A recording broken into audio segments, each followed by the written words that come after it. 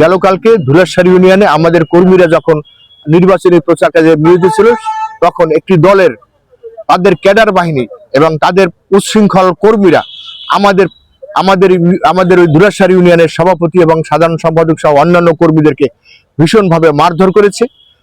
তাদের মধ্যে একজনের অবস্থা অত্যন্ত আশঙ্কাজনক। আমরা তাৎক্ষণিকভাবে ইউনোকে জানিয়েছি এবং তাৎক্ষণিকভাবে আমরা ওসি মহিপুরকে জানিয়েছি।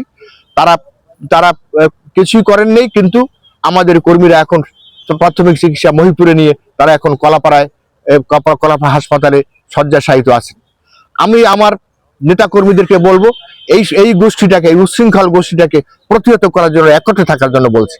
যে কোনো মূল্যে এদেরকে প্রতিহত করতে হবে এবং আমরা প্রশাসনিকভাবে আমরা ডিসি মহোদয়কে, যিনি রিটার্নিং অফিসার অলসো, এবং ইউনো এবং কলাপাড়া এবং মহিপুরের থানা ওসিকে আমরা এই মেসেজটা বারবার দিয়েছি, দেখুন তারা করছে আমরা কিছু বলি না, কিন্তু আমরা করলে সমাজে বিশৃঙ্খলা হবে।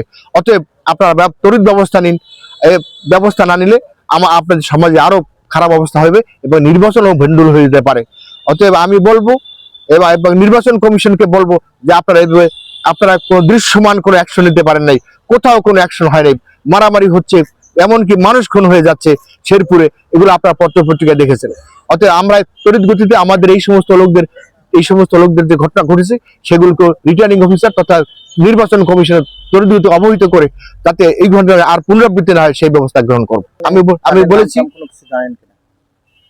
আপনাকে আগেও বলেছি যে একটি বিশেষ দলের উচ্ছৃঙ্খল কর্মী এবং সমর্থকেরা তাদেরকে লেলিয়ে দেওয়া হয়েছে জামাত সমর্থিত একটা জোটকে, যেন তারা জামাত সমর্থিত জোটের যে উত্থানকে তারা ভয় পাচ্ছে। সেই জন্য তাদের কণ্ঠকে রোধ করার জন্য, গণতন্ত্রকে নস্যাৎ করার জন্য তারা এখন এই হীন অপচেষ্টা চালিয়ে যাচ্ছে।